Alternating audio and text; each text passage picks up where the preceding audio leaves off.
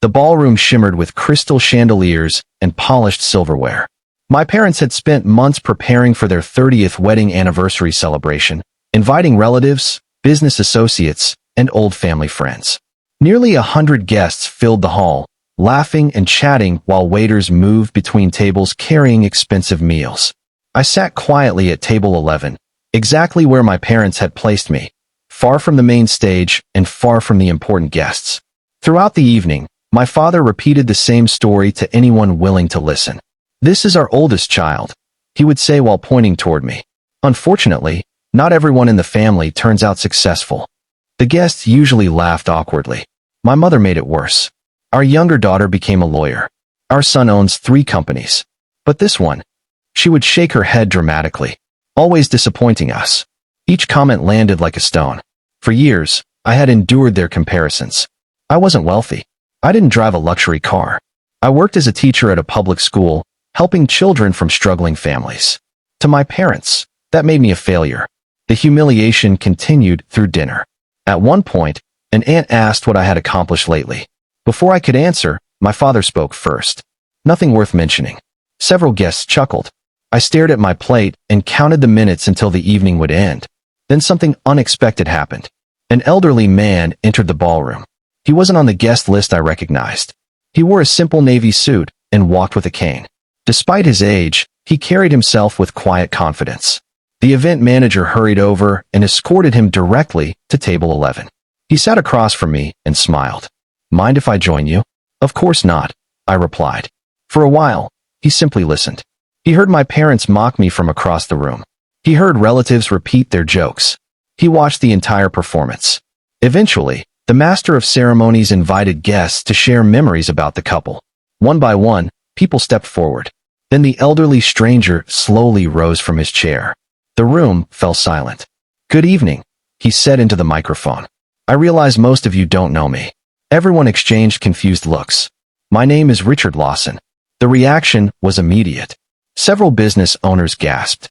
My father's face lost color. Richard Lawson was one of the region's most respected philanthropists, known for funding hospitals, scholarships, and community programs. "What brings me here tonight," he continued, "is the young person sitting at table 11. Every eye turned toward me. I wanted to disappear. 3 years ago, Richard explained, his granddaughter had been struggling in school after losing her parents in a car accident. She had withdrawn from everyone and nearly dropped out. One teacher refused to give up on her, he said. That teacher spent evenings tutoring her for free, bought books with personal money, encouraged her when no one else could. My stomach tightened. I knew where this was going. That teacher is sitting right there. The room became completely silent. Richard pointed toward me. My granddaughter graduated at the top of her class last month. She earned a full university scholarship. Guests stared in disbelief. Richard's voice grew stronger.